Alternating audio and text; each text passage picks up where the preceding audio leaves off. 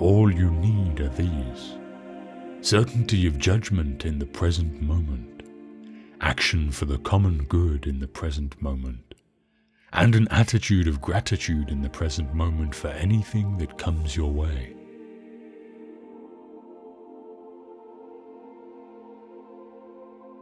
Do not spoil what you have by desiring what you have not. Remember that what you have now was once among the things that you only hoped for.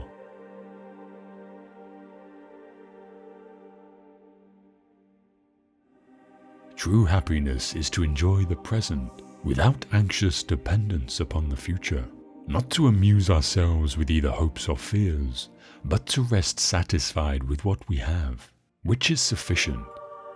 For he that is so wants nothing.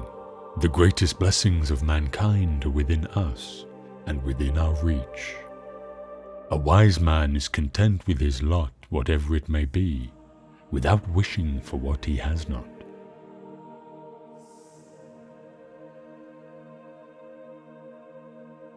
Pass through this brief patch of time in harmony with nature, and come to your final resting place gratefully, just as a ripened olive might drop, praising the earth that nourished it, and grateful to the tree that gave it growth.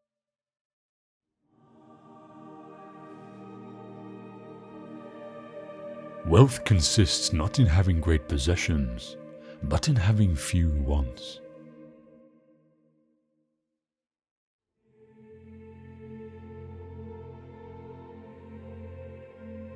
Gratitude is not only the greatest of virtues, but the parent of all others.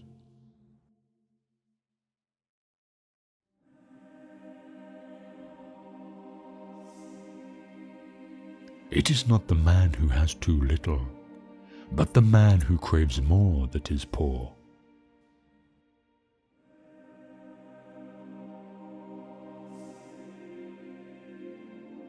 If you admit to having derived great pleasures, your duty is not to complain about what has been taken away, but to be thankful for what you have been given.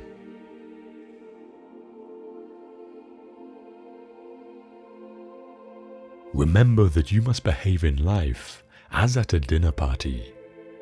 Is anything brought around to you? Put out your hand and take your share with moderation. Does it pass by you? Don't stop it. Is it not yet come? Don't stretch your desire towards it, but wait until it reaches you. Do this with regard to children, to a wife, to public posts, to riches, and you will eventually be a worthy partner of the feasts of the gods. And if you don't even take the things which are set before you, but are able even to reject them, then you will not only be a partner at the feasts of the gods, but also of their empire.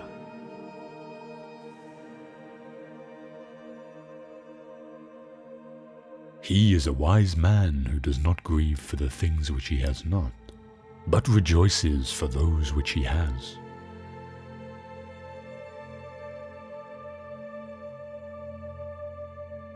Think of yourself as dead.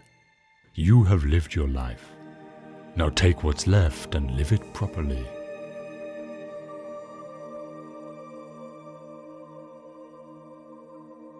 We should try by all means to be as grateful as possible, for gratitude is a good thing for ourselves in a sense in which justice, that is commonly supposed to concern other persons, is not. Gratitude returns in large measure unto itself. There is not a man who, when he has benefited his neighbor, has not benefited himself.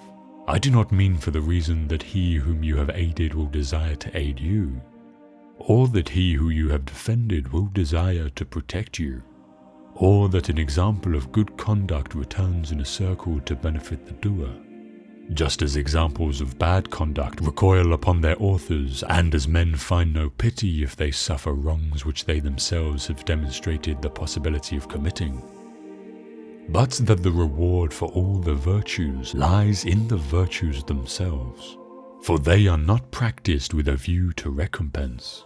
The wages of a good deed is to have it done. I am grateful not in order that my neighbor, provoked by the earlier act of kindness, may be more ready to benefit me, but simply in order that I may perform a most pleasant and beautiful act. I feel grateful not because it profits me, but because it pleases me.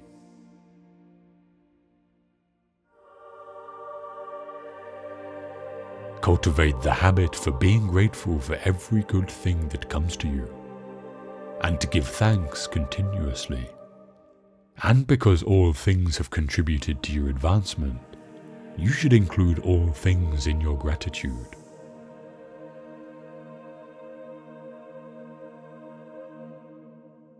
The desire for imaginary benefits often involves the loss of present blessings.